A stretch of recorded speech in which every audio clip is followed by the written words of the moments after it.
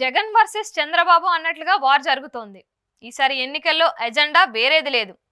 రాజకీయ సిద్ధాంతాలను చూసి ఓటు వేయడం అన్నది కూడా పోయి దశాబ్ద కాలం అయింది. వ్యక్తి పూజతోనే రాజకీయాలు నడుస్తున్నాయి. ఇక ఏపీలో చూస్తే చంద్రబాబు పాలన ఒక 5 ఏళ్లు చూశారు, జగన్ పాలన ఒక 5 ఏళ్లు చూశారు.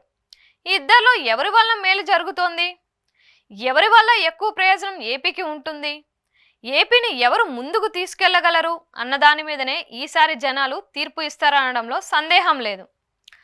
పార్టీలు కూటములు తరువాత సంగతి. చంద్రబాబే ముఖ్యమంత్రిగా చూడాలని అనుకుంటే కూటమిలో ఎవరు క్యాండిడేట్ అన్నది కూడా పట్టించుకోకుండా ఓట్లు వేస్తారు. అదే జగన్ పాలన మరోసారి కావాలి అనుకుంటే ఏకపక్షంగా ఆ వైపుకు వెళ్ళి మరీ జనాలు జై కొడతారు. ఇక అలా చూసుకుంటే ఇద్దరికీ అవకాశాలు ఉన్నాయి, ఇద్దరికీ ప్లస్ పాయింట్లు ఉన్నాయి, మైనస్లు కూడా ఉన్నాయి. జగన్ సంక్షేమం పీక్స్కి చేర్చారు, చంద్రబాబు అభివృద్ధి విషయంలో ముందుంటారు. ఒక రాష్ట్రానికి ఈ రెండూ కావాలి, బ్యాలెన్స్ చేసుకుంటూ పోవాలి. కానీ అది జరగలేదే. దాంతో ఏపీకి ఇప్పుడు ఏది అవసరం అని జనాలు ఆలోచించి ఓటు వేస్తారు. ఇదిలా ఉంటే జగన్ కానీ చంద్రబాబు కానీ పూర్తి కాన్ఫిడెన్స్తో ఉన్నారు. వచ్చేది తమ ప్రభుత్వమే అన్నది ఇద్దరిలోనూ 100% ధీమాగా కనిపిస్తోంది. అందుకోసం ఇద్దరూ ఎన్నికల లాంఛనం అన్నట్లుగానే తీసుకుంటున్నారు. చంద్రబాబు జగన్ ఎంత దాకా వెళ్లారు అంటే ముఖ్యమంత్రిగా ప్రమాణం చేసిన వెంటనే తొలి సంతకం పెట్టడం దాకా వెళ్లారు. జగన్ అయితే వాలంటీర్ల వ్యవస్థను మరోసారి పునరుద్ధరిస్తాను అంటూ చెప్పారు. ఏపీలో ఇప్పుడు వాలంటీర్ వార్ సాగుతోంది. వారిని 3 నెలల పాటు విధుల నుంచి దూరం పెట్టారు. ఆ తర్వాత ఏం జరుగుతుందా అన్న కంగారు అయితే వారిలో ఉంది. 6,000 రూపాయల దాకా గౌరవ వేతనం జగన్ ఇస్తున్నారు. అలా ఎంతో కొంత వేతనం అనుకుంటూ ఏకంగా 2,60,000 మంది దాకా ఈ చిరు ఉద్యోగం మీద ఆధారపడి ఉన్నారు. దాంతో వారి సేవలు వద్దు అని టీడీపీ ఈసీకి ఫిర్యాదు చేయించింది అన్న దాని మీద మండిపడుతున్నారు. దాంతో వారిని పూర్తిగా తమ వారిని చేసుకునే ప్రయత్నం వైసీపీ చేస్తుంది.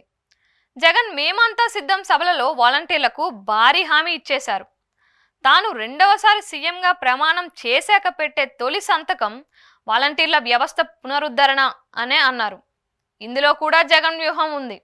వాలంటీర్ల వ్యవస్థ మీద ఆధారపడి లక్షలాది కుటుంబాలు ఉన్నాయి. పెన్షనర్లు ఏకంగా 68 లక్షల కుటుంబాలు ఉన్నాయి. దాంతో వారిని కూడా ఈ హామీ ద్వారా తమ వైపుకు తిప్పుకునే భారీ వ్యూహం దీని వెనుక ఉందని టాకు. మొత్తానికి జగన్ తొలి సంతకం వెనుక బ్రహ్మాస్త్రమే ఉందని అంటున్నారు. ఇక చంద్రబాబు విషయానికి వస్తే ఆయన కూడా ముఖ్యమంత్రి అయితే తొలి సంతకం అదే అంటున్నారు.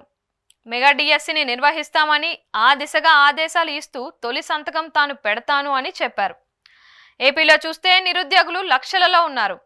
అందులో ఉపాధ్యాయ పోస్టుల కోసం ఆశగా చూసేవారు ఉన్నారు. వారి వెనకాల కుటుంబాలు ఉంటాయి. వారిని అందరికీ ఒక్క దెబ్బకు ఆకట్టుకోవడానికి బాబు మెగా డిఎస్సి అస్త్రాన్ని బయటకు తీశారు అని విశ్లేషిస్తున్నారు. మొత్తానికి జగన్ కానీ బాబు కానీ తొలి సంతకాలు ఏంటో చెప్పేశారు, తమ ప్రయారిటీ ఏంటో చెప్పేశారు. మరి ఇక ఆచితూచి డెసిషన్ తీసుకోవాల్సింది ఏపీ ప్రజలే. చూడాలి మరి వారి తీర్పు ఎలా ఉంటుందో, వారు ఏ రకమైన నిర్ణయం తీసుకొని ఎవరిని ముఖ్యమంత్రిగా తెచ్చుకుంటారో కూడా చూడాల్సి ఉంది.